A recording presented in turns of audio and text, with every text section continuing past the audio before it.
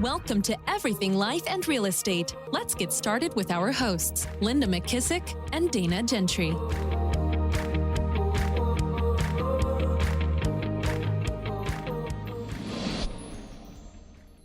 Hi, everyone. Welcome to Everything Life and Real Estate. I'm Linda McKissick. And I'm Dana Gentry. And you have a first. No, maybe a second. Maybe We've done a this second. one other time where we've actually been in the same room together. Yes. Linda's been in Charleston. It's been so much fun. We've had the best time.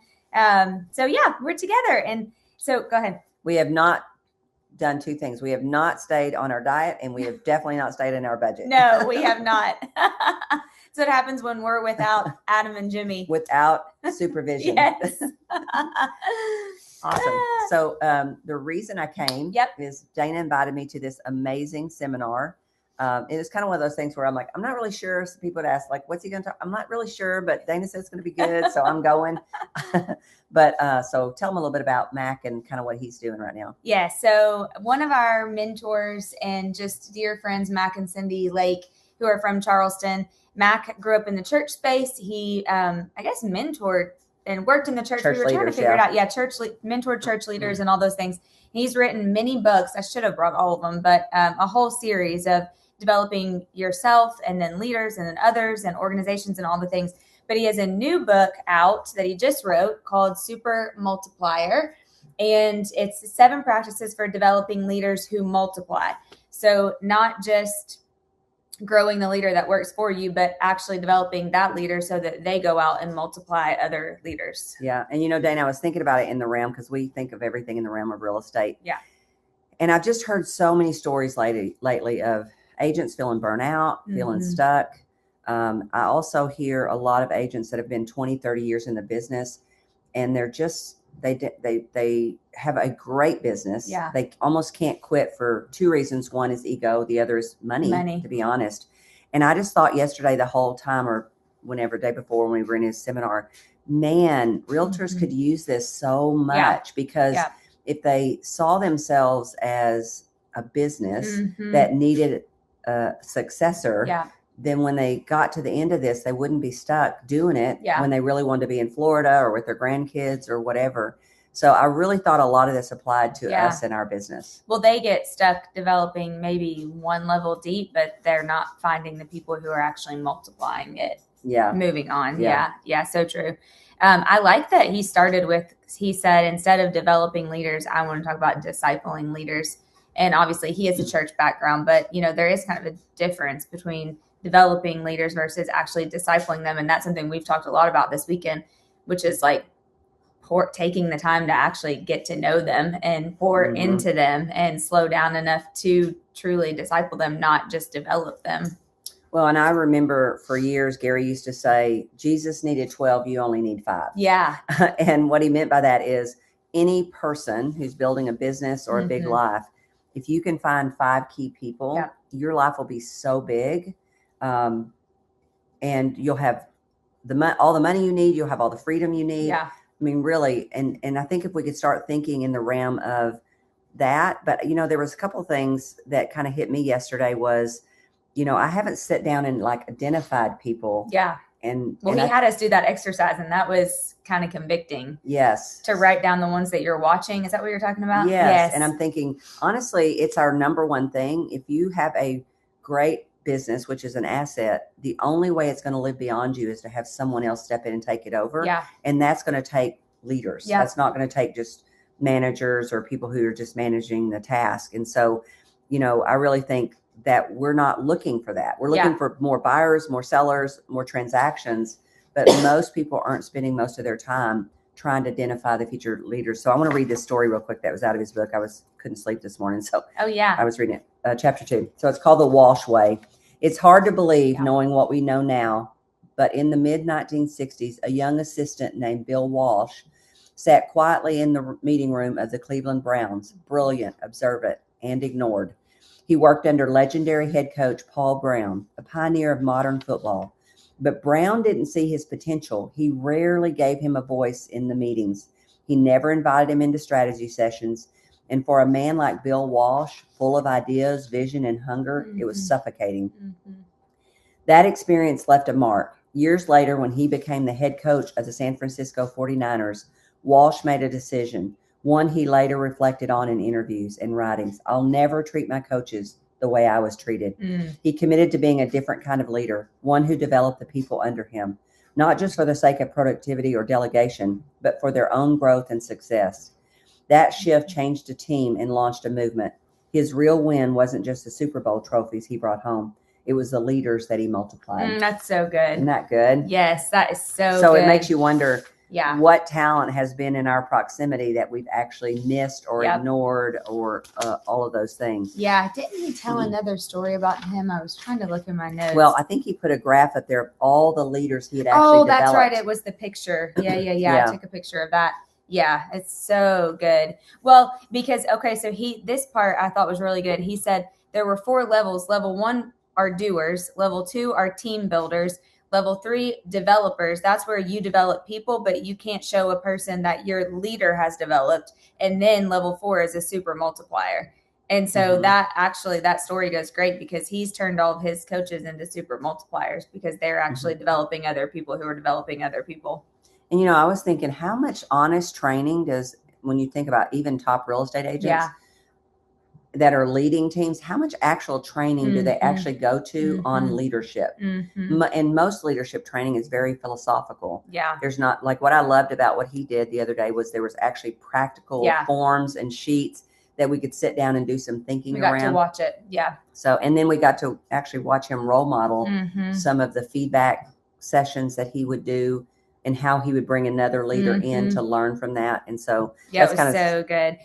I thought about some of our teams when actually Mac said this, we get so caught up in being the hero that we forget that we're called to be a hero maker because my fruit grows on other people's trees. And I can think of some of our rainmakers, team leaders, even other people in real estate, not in my offices, that you can see like their team thrives because they are that kind of a people developer.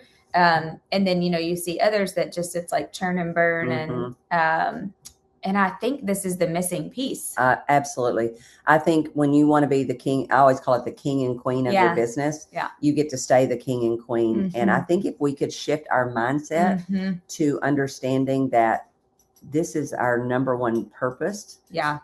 Instead of it being all about us as the rainmaker, but who could because and we talked about some of the reasons, and we sat at the table with Chick-fil-A guy who owned 3 Chick-fil-A's. He was very interesting. And then a guy who owned his own construction company. And it's funny because the same, when he asked, what's the limiting beliefs that keep you from developing leaders? It would be the same one that's in our industry. Number 1 was time. I don't have the time to do this. Yeah. And you see it not as your number 1 most dollar productive activity. Yeah, there's too busy doing. Yeah. And then a second one that came up that I feel like is in our industry too is, well, I'm just going to train them up and they're going to leave me and go compete. Was there another one? I don't know. No, it was just those 2. But that's when he said this. Why are you really developing other leaders? If it's driven by your pain, it'll never work. If it's driven by you watching them, wanting them to excel, then it will work. But I think a lot of times, especially in our business, we develop somebody real quick because we're in pain and we've got to try to figure out how to, get out of the pain. Yeah. And then we forget to, remember all the things that leaders want. They want to be you. They want to do what you've done. And so if you're not making your world big enough for those leaders to go out and expand and, become you somewhere else, then that's when they do actually go out and compete. Something I wrote down was we have to shift our minds from seeing development of people as extra work to integrate it into what we already do, which I'm a big fan of this. I always try to think, like you and I said, why didn't we bring 5 other people with us to this that we lead? Yeah. But looking for ways to not see this as an something additional, but it's something you just do at the same time. And he gave a lot of examples of having them watch you. And not only that, in the book, he talks about not only having them watch you, but explain why you do what you do. And I'm really bad about that. Yeah. I'm not explaining why this is important. You're just doing it. And if they don't understand why it's important, they won't continue doing it. Yep. And I think a lot of times top agents are afraid to delegate to someone because they don't think they'll do it like them. And they won't necessarily exactly like you, but you could explain the why behind it and they'll make sure that they carry that out. Yep. Yeah, I love that. I thought that was so good. I just really loved the exercise that he had us do that was like probably the most convicting one, where it was that worksheet and it had connection, invitation, training, empowerment, and multiplication. And you were supposed to physically like write down the names of people that in each category, like these are the people that you're connecting. You're just watching them. You're like, man, they've got talent. They could actually, you know, be future talent or whatever. And then the next phase was invitation, which is you've, oh shoot, I don't have the worksheet, but it was basically like you've invited them to watch you and you're watching them. So they're in some sort of a role where you're kind of watching, and then you move into training where you're actually training and developing them, and pouring into them to have them grow their leadership and grow, in their role. Then the next one, the fourth one was empowerment, which is where you've actually released them. Like they've gone on to do something else, but you empowered them to go do something else. And then the last one was multiplication, which is like, okay, now they're doing something else, but they're developing others who are developing others too, which is like the, what's it called? Like the top tier or whatever of where you want to get to. But that's where I think you and I had that aha of like, okay, we don't have enough people on our bench that we're actually watching. And I had an aha yesterday from you and I talking about this. This is not a bad exercise to sit down and do with someone, because I have a couple of roles that I'm trying to fill. Yeah. And you gave me names. Yeah. And there are people I hadn't even thought about. Yeah. So this might not even be a bad exercise, that if you're having a hard time thinking like this, if there's someone else that you can sit down with and let them, I bet they're going to think of some people that you're not even thinking of. Yeah. They maybe see potential in. And I wrote down from his book, the 5 ways to mine someone's potential. Yes. I loved that. I had that down here too. Because one of my questions to him was, how do you, because I think we're all going so fast that it's hard to see their potential when you're moving so fast. Right. And and I think people that are great leaders, they have the ability to spot that real quick. Yeah. He said the 5 ways to mine someone's potential is, number 1, learn their story, in which you and I talked about. You don't even have to sit down in a formal way to do that. You could just, in a conversation, tell me about yourself, and listen for key words. He said, listen for key words, and then drill deeper into those key words. Yeah, he said in that one, and ask them, you're trying to just do 2 things: identify their potential, and then also see what limiting beliefs they have. Yes. Because if you can see what limiting beliefs they have, then you can help, unlock the power to change those. Or otherwise, they might be so strong that you're like, oh, they're not. Yeah. Unless they have therapy, they're not getting over those. Right. And then the other thing it said, discover how they're wired. He said he is a fanatic for behavioral assessments. Yep. And he said not just focusing on their strengths, but focusing on like where they would probably struggle. Well, and Linda, oh my gosh, that was actually I need to write that down so I don't forget that. That was one of I can't believe I've never done this before, because you and I are obsessed with those assessments too. But he said he has them send them all and he lines them up. And now I'm thinking, gosh, we could get them all and put them in ChatGPT or Claude or whatever. Oh my God, I'm writing that down. Yes, because think about it. We like for them to take obviously the KPA and the Colby and then the Enneagram or the Strength Finders and Patrick Lencioni's Working Genius. Yeah. And you get all these and we read through them, but like Mac said, one of the things, that he does is he gets them all and then he has them row by row on a spreadsheet so he can kind of see them all smushed together. So I'm like, why have we never done that? Well, and because honestly, or maybe you have, I have not. No, I have not. And to be honest with you, sometimes they're a little much. Yeah. And I love that ChatGPT idea, because that's going to take the real complex and make it super simple. Yeah. And you could even ask it questions. Yes. Here's the role I'm putting them in. Here's the job description they would have. Where will they struggle? Where do they need training? Where could I help them? So I love that. Because especially if you have more than 3 of those assessments, you can pretty much know how somebody's wired. If you're really, But I think you need to know as much about their weaknesses. Yeah. Because that's where you can actually help them a little bit. Yeah. And I haven't thought about that as much. And in this book, he talks about that a little bit. Yeah. And then the third thing he said is give them a stretch assignment. Yes, I loved that. Give them a stretch assignment to do. And then the fourth thing he said to do was draw out their passions. So you got to figure out what lights their fire, what gives them energy and excitement. Mm-hmm. And then did he give any examples, sorry, real quick, of the stretch assignment? I don't remember that. No, this was in his book. Okay, I was just kind of looking go through it back this morning. And look through it. Probably something that because I think one of the problems in our industry is, and I hear my people say this all the time. I say, well, what about so-and-so for a role? And they go, oh, they're not ready. And I think about the times I got put into roles. There's no way I was ready. So when I think about what Gary sent me to Ohio Valley, that was a stretch assignment. I had never built anything like this. Yep. He had no proof that I could do that. He just looked at my past history of the success I'd had in building real estate and thought, well, she'll figure it out or she won't, Yeah. And I think stretch assignments are something that you really maybe think they're only 70% ready to do, or,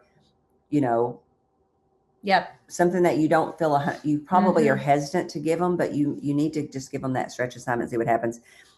Fourth, he said, draw out their passion. So ask them more around what fires them up. Yeah. And then number 5, speak life into their potential. Yes, I love, and there's nobody better than Mac Lake about that. I mean, I've watched him, he's done it to me. I've watched him do it to so many people. He really has encouraged me, speak life into people. Okay. Sorry. I'm trying to write that one down too. He has really encouraged me to do that more, like when you see people, what their potential is, to really say it to them. I wanted to go back to one thing. When he said, no, they're wiring outside of the assessments.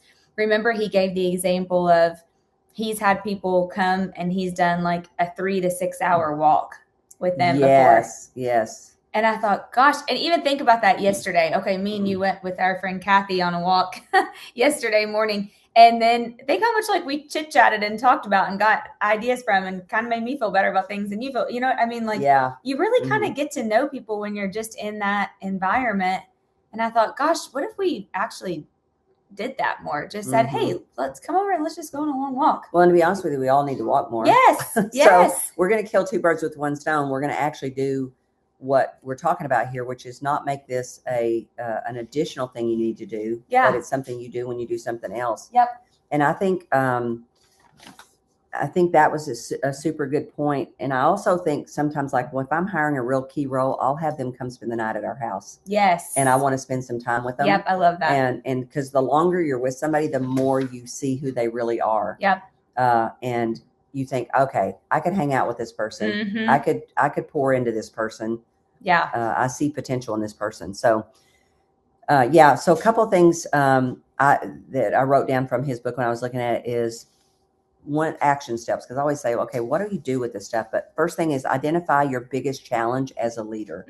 And I think in our industry, I think the first step for most people is they don't really have a good process to vet people through. Yeah. So, and part of ours has a behavioral assessment. It has a life story. It has a motivational interview. So having some kind of process that keeps you in between the lines on not getting too emotional about somebody, not rushing through, trying to just get them in a spot so that you can get relief. So I think, ask, what is my weakest, what's the gap? Yeah. What's my biggest challenge as a leader? And then, what do I need to learn to solve this? Yes. I love that. What do I need to learn to solve this? So that was a key thing I took away from his book. One of my biggest ones that I've taken away, I haven't finished the book, but what he talked about when he said, you want to coach to their potential, not criticizing their performance. And so he said, this is how you want them to feel after you have a conversation with them. And sometimes I think, Frankie's getting ready to bark. Sometimes I think just about that a little bit more, like I sometimes get stuck in like, well, they didn't do the slides right, or they didn't do this, or they didn't do that, instead of like, okay, let's coach to their potential of really what they could be doing or where they could be, instead of actually like criticizing and getting into the thing that they're doing wrong. Yes. Oh gosh, you're just speaking to the choir here. Yeah. I felt real convicted about that. And I was thinking, okay, I got to get better at that. So really good point. Cause I kind of tend to do the same thing, but I do usually people that do that to other people or really do it to themselves. Yeah. Oh, and I definitely do. But when we have him on the podcast, I think we should ask him that. And if anybody listening is curious if Frankie is full, absolutely. I mean, Frankie decides whether it's steak, chicken, sausage for breakfast, lunch, and dinner. Linda's gotten to see firsthand how Frankie rules the roost. Frankie runs this house for sure. Yeah, we definitely need to ask him that on the when we have him on. Give us an example of how do you speak to. Okay, so let's give him an example of here's the situation. Somebody didn't do it quite right. Yes. How would you speak to their potential? I think we should get that. Yeah. Let's selfishly have him on our podcast. Yes. Yeah. So good. And then the second thing it said to do, because I like action plans. I like, what can I leave here and with what I know and do? It says, find more resources you can study on the topic. Talk to someone who's already strong in this area. Mm-hmm. Like sometimes I'll use Mo as a great example because I think she's an amazing leader. And I'll ask her specific questions like, how would you do that if it were you? That kind of stuff. Yeah. And then immediately put what you learn into practice. Yeah. Immediately go try some of this. Don't just learn it for learning's sake. Yeah. Yeah. I love that. I took away too, if he said this, if you're going to scale, you have to learn how to develop leaders. And I do think that's the bottleneck for a lot of us sometimes, is actually developing the leaders, because we get stuck at a certain level and we want to scale and keep going. But it really is, like we've said 1,000 times before, it's about the who. But now I'm thinking, I've said it's about the who, but have I really taken the time to develop the who? Mm-hmm. And I don't know, if I could answer that as a yes in every situation. Well, and I said sometimes people don't move something to a priority till they look at the cost. So I kind of was thinking through in our industry, what's some of the cost if people don't get deliberate about leadership in this industry that we're in? Number one, they get tired and exhausted. That's where burnout happens because they don't have enough people around them that are leaders like them. Yeah. What you build on a business could be an asset instead of just a cash flow job for 30 years. I mean, this is one of our biggest challenges in this industry is it's excellent cash flow, but it boxes people in the end because they haven't spent enough time in this area. Yeah. Well, that's the difference between just forgetting about your business versus selling your database and your team. I mean, like they say, when you pull the last sign up, your money stops versus actually being able to have it as an asset. Mm-hmm. Yeah. So I think, leadership is something, I don't know, now that I think about it, one, I think we're kind of lacking a little bit in the leadership category. I think there's a lot of philosophical stuff about leadership and, how you treat people, but what are some tactical action things? Yes. Like what should they be putting in their calendar? Yep. What should they be, studying and learning around I leadership? love, and you and I talked about his growth workbook before. Yeah. And I love what he said. Like one tactical thing is, what leadership competency do I want to learn every month or better myself at every month? But then what do I want to teach them about every month? Like go through, is it fierce conversations? Is it how to have better vision? Is it how to tell your story? But, there's he gave us a list of, 32 competencies, I think, leadership competencies.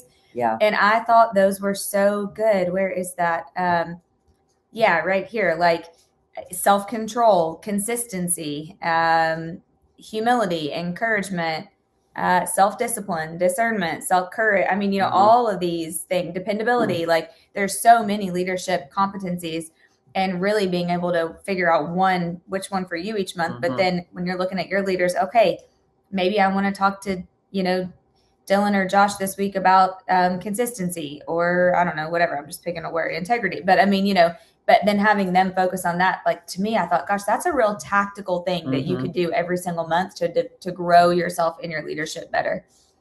Yeah. Instead of just saying we want to be a better leader, so we're going to read a book. Yeah. Yeah. So true. Yeah. I think, I kind of think this is a missing piece for a lot of leaders. You could tell the people in the room were so hungry for a process, and what he gives is a process. So we are going to have him on the podcast hopefully soon, and we'll have him. I'd like a few more examples. We did see him do a feedback in front of someone else, and then ask that person to give him feedback. Yeah. And I think one of the things that he says is super important is to create an environment where feedback is welcomed. Loved that. That way when you're giving feedback, Yep. they know that you actually accept it also. Yes. So it's not just something that you do just to them. But I would say, the things I know of for sure, if you're really wanting to work on your leadership, is, career visioning. Read some of these books by Mac, career visioning, fierce conversations. That came up a lot. Yeah, because I think there's just going to be, when you're starting to lead people, it's not something that necessarily comes natural for people. Some people it maybe does, but some people need a system that they can actually follow. Yeah. Yeah. Yeah. I love that. Yeah.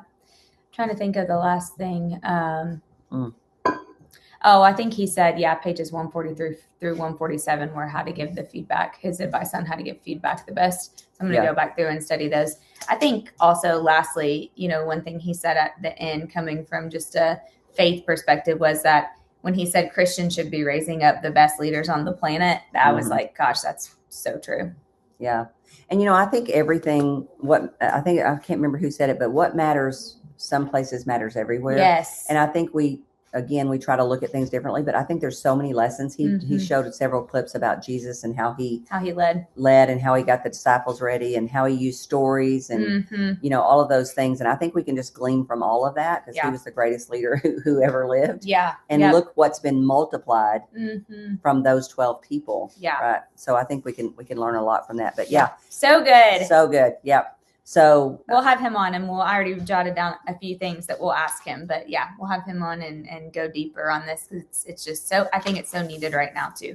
Yeah, so true. And I'm dealing with a lot of people who feel burnt out, stuck, those kind of things. And so much of it starts with, understanding that there are people that can do things better than you, and take the load off of you to keep the burnout. And then long term, if you're not developing those people, you're just using them to relieve you. You're not going to really have the asset at the end of this career that you really, really want. But if you will develop them and pour into them and give them stretch assignments and just see how much they can actually do, you might actually have an asset that lives way beyond you. Well, okay. And sorry, one last thing. I just thought of one last thing when you said that too. But I think for people maybe who are listening who aren't necessarily the leader, the main leader, but they're being led by by somebody else or whatever. You said something yesterday that just made me think, gosh, I just wish everybody could hear this. And that's, don't stop learning. Like, don't stop. I'm trying to think of what you said, but anyway, you said something like we were talking about somebody and you said, well, they kind of stopped listening. Oh, yeah. Do you know what I'm talking about? Oh gosh. Well, don't stop listening. If you're in that space, like even when you think I just think I've been listening to you for 10 years and I always am like, okay, what else? Like, let me keep listening. And I think sometimes it would be easy for people to get in a space where like, okay, well now I know it all. So I'm just going to stop listening. Yes. And I think that's a very dangerous space to be in. So if you aren't, the main leader, but obviously everyone is a leader, but you aren't, maybe you have somebody leading you and it's not, you're the main leader. Don't stop listening to that main leader. And that reminds me back when we were going to all of Gary's classes, he always started with those 6 personal perspectives and people would go, oh, I've heard this so many times. But until you actually, whoever is your leader, until you actually see the fruits of it in your life, you haven't either heard it enough or you cut off, learning from that person. But I think what I was telling you was 2 examples of people that I've led before and they get to a spot and all of a sudden it's like, they don't feel like what is valuable or they can teach you anything more. And I think that'd be like me saying to someone like Gary Keller, you've taught me everything. Never. Right. And so I think that is a good point. You bring that up because I think that is a problem that a lot of people get to definitely in our industry, whether they're the rainmaker or they're being led. Yes. Because there's always somebody that could lead you to be a better leader or, build a better business and all that kind of stuff. That's a really good point. I'm glad you brought that up. But so awesome. Good stuff. And, we have great opportunities here. We just have to change the way we look at the opportunity of leadership. Instead of seeing it as just another task that we have to do, but something so valuable and so important long term. I can tell you it is definitely, I'm going to spend this evening as I get ready for the upcoming week. I'm going to actually time block in my calendar, like how I have time block chunks for certain things. I'm going to time block at least 1 hour a week to truly developing, not like training or coach, you know what I mean? But actually developing my key leaders and figuring out what that looks like. Yeah. And when you go somewhere, when you go to a class, when you go to anything, take people with you, never go alone. Yeah. And here's the thing, even if you don't even know if this person has potential. Well, that was one of your big ahas, just maybe take somebody everywhere you go. Yeah. Because you get to observe them. Yeah. And you can tell by the way they respond to what they're learning, how valuable they're. I mean, I've taken people, I remember years ago, I took people to Austin and they found all these reasons that the person that was teaching wasn't right or whatever. And I'm like, that's not going to work. You would never make it in my world. And so thank God I did that on the front end, even though, and I've taken people to John Maxwell and it's a lot of money. And to be honest with you, came home and thought there's no potential with these people. Yeah. But I'd rather know then. Rather know then. So, start taking them with you everywhere. And sometimes we're kind of embarrassed, like, well, I don't really do it that great, or maybe there's nothing here. There's so much value if somebody just goes along with you in your day-to-day stuff, or on a recruiting appointment, or on a listing appointment, or on a buyer appointment. It shortens because a fast learner will just watch you and observe, and they'll pick up that stuff really quickly, and it'll shorten the time that they can start taking stuff off your plate. Well, and I think back to what he said about knowing their wiring, that's just a great way to kind of see how people are wired too. Remember we talked about that before, how was it Patrick Lencioni that would take people to the restaurant and tell the waiter to mess up their order? Yeah, before they got there, because he wanted to see what their reaction was going to be. That was like one of his hiring tests. I'm like, that's so smart. Yeah, so smart. That's awesome. All right. So remember, if you have not hit the subscribe button, please do that now. And the greatest compliment you can pay Dana and I is 2 things. 1, pass this podcast along to anybody that you think that would benefit from the conversations, and give us a great review so that other people can find this podcast. If you have a challenge, a question, an opportunity, or a guest that you think would fit the podcast, or you'd like us to address on the podcast, be sure and reach out to us at info@everything life and real estate. Dana, I'll see you on Zoom next week. Yes, sounds good. See you then. Be sure to subscribe for more business strategies and tactics to inspire you to live an abundant real estate life. Don't forget to rate and review so we can bring you the best content. Find this and other valuable information at everythinglifeandrealestate.com.